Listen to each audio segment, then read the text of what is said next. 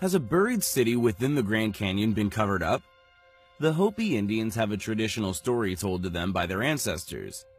It details the original pyramid builders living in an underworld in the Grand Canyon. Dissension arose between the good and the bad, the people of one heart and the people of two. Machado, who was their chief, taught them how to leave the underworld. He caused a tree to grow up and pierce through the roof of the underworld, letting the people of one heart climb out.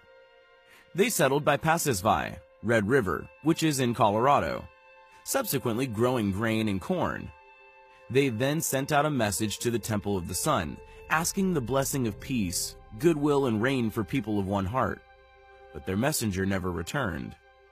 Among the engravings of animals in the local caves is an image of a heart over the spot where it is said the entrance to be located. This legend was learned by W.E. Rollins during a year spent with the Hopi Indians. An article published in the Arizona Gazette reinforced this legend. Ever since the article appeared, there has been a lot of speculations whether an underground city actually exists. David Hatcher Childress, who examined the story, said, "Perhaps the most amazing suppression of all is the excavation of an Egyptian tomb by the Smithsonian itself in Arizona." A lengthy front-page story of the Phoenix Gazette on April 5, 1909 gave a highly detailed report on the discovery and excavation led by a Professor S.A. Jordan of the Smithsonian. The World Explorers Club decided to check on this story by calling the Smithsonian in Washington, D.C. Speaking to a Smithsonian staff archaeologist, they told her that they were investigating a story from a 1909 Phoenix newspaper article about the Smithsonian Institution's excavation of rock-cut vaults in the Grand Canyon where Egyptian artifacts had been discovered, and whether the Smithsonian Institute could give me any more information on the subject. Her reply was as follows: "The first thing I can tell you, before we go any further, is that no Egyptian artifacts of any kind have ever been found in North or South America.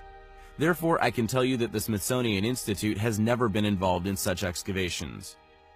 While it cannot be discounted that the entire story is an elaborate newspaper hoax, the fact that it was on the front page, named the prestigious Smithsonian Institution, and gave a highly detailed story that went on for several pages lends a great deal to its credibility. It is hard to believe such a story could have come out of thin air.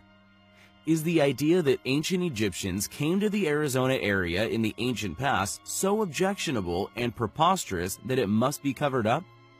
Perhaps the Smithsonian Institution is more interested in maintaining the status quo than rocking the boat with astonishing new discoveries that overturn previously accepted academic teachings. Historian and linguist Carl Hart, editor of World Explorer, then obtained a hiker's map of the Grand Canyon from a bookstore in Chicago. Poring over the map, they were amazed to see that much of the area on the north side of the canyon has Egyptian names. The area around 94 Mile Creek and Trinity Creek had areas, rock formations apparently, with names like Tower of Set, Tower of Ra, Horus Temple, Osiris Temple, and Isis Temple. Could these legends actually be true? As always, thanks for watching, guys. Take care.